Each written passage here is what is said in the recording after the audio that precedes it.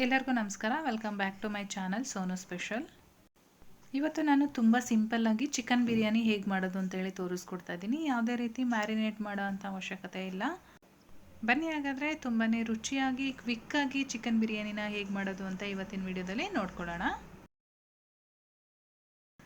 ಮೊದಲನೇದಾಗಿ ಸ್ಟವ್ ಮೇಲೆ ಒಂದು ಕುಕ್ಕರ್ ಇಟ್ಕೊಂಡಿದ್ದೀನಿ. ಇದಕ್ಕೆ ಒಂದು 2 ಟೀ ಸ್ಪೂನಷ್ಟು ಅಡುಗೆ ಎಣ್ಣೆ ಹಾಗೆ 1 ಟೀ ಸ್ಪೂನಷ್ಟು ತುಪ್ಪ ಹಾಕ್ಕೊಳ್ತಾ ಇದ್ದೀನಿ. ತುಪ್ಪ ಆಪ್ಷನಲ್ಲೂ, ಬೇಡ ಅಂದರೆ ಸ್ಕಿಪ್ ಮಾಡ್ಕೊಳ್ಬೋದು.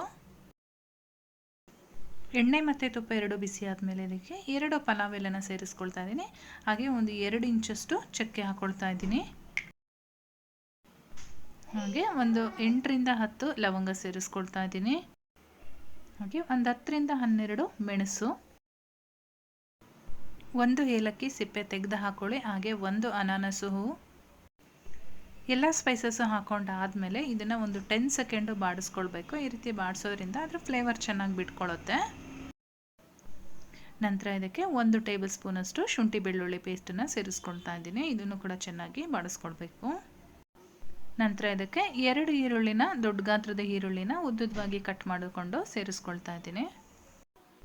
ಈರುಳ್ಳಿ ಸಾಫ್ಟ್ ಆಗೋವರೆಗೂ ಫ್ರೈ ಮಾಡ್ಕೊಳ್ಬೇಕು. ಅದ್ರ ಜೊತೆಗೆ ನಾನಿಲ್ಲಿ ಹಸಿಮೆಣಸಿನ್ಕಾಯಿನ ಸೇರಿಸ್ಕೊಳ್ತಾ ಇದ್ದೀನಿ. ನೀವು ಖಾರ ನೋಡ್ಕೊಂಡು ಹಾಕ್ಕೊಳ್ಳಿ.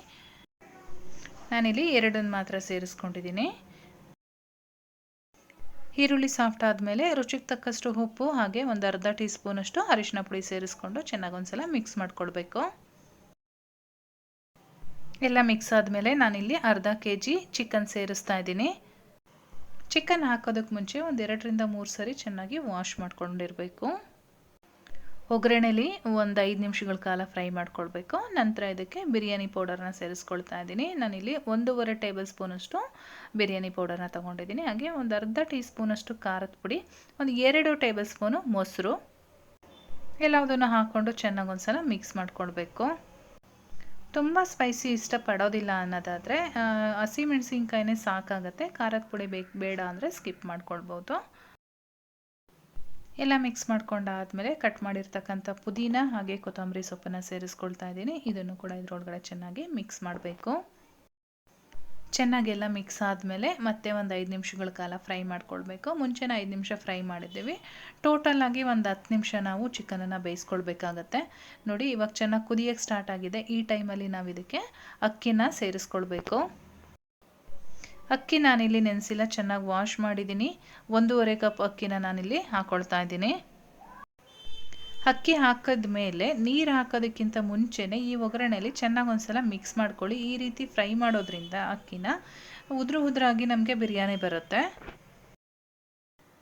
ಇವಾಗ ನಾನಿಲ್ಲಿ ನೀರನ್ನು ಸೇರಿಸ್ಕೊಳ್ತಾ ಇದ್ದೀನಿ. 1:2 ರೇಷಿಯೋದಲ್ಲಿ 1.5 ಕಪ್ ಅಕ್ಕಿಗೆ 3 ಕಪ್ ನೀರನ್ನು ಸೇರಿಸ್ಕೊಂಡು ಚೆನ್ನಾಗಿ ಮಿಕ್ಸ್ ಮಾಡ್ಕೊಳ್ತಾ ಇದ್ದೀನಿ. ಈ ಟೈಮಲ್ಲಿ ನೀವು ಏನಾದರೂ ಸಪ್ಪೆ ಆಗಿದ್ರೆ ಸ್ವಲ್ಪ ಟೇಸ್ಟ್ ನೋಡಿ ಉಪ್ಪನ್ನು ಸೇರಿಸ್ಕೊಳ್ಬೋದು. ನಾನು ಕೂಡ ಸ್ವಲ್ಪ ಉಪ್ಪನ್ನು ಸೇರಿಸ್ಕೊಳ್ತಾ ಇದ್ದೀನಿ. ಉಪ್ಪು ಹಾಕಿದ ಮೇಲೆ ಇನ್ನೊಂದ್ಸಲ ಮಿಕ್ಸ್ ಮಾಡ್ಕೊಳ್ಬೇಕು. ಚೆನ್ನಾಗೆಲ್ಲ ಮಿಕ್ಸ್ ಆದಮೇಲೆ ಒಂದು ಲಿಡ್ ಕ್ಲೋಸ್ ಮಾಡಿ 2 ವಿಷಲ್ ಕೂಗಿಸ್ಕೊಳ್ಳಿ.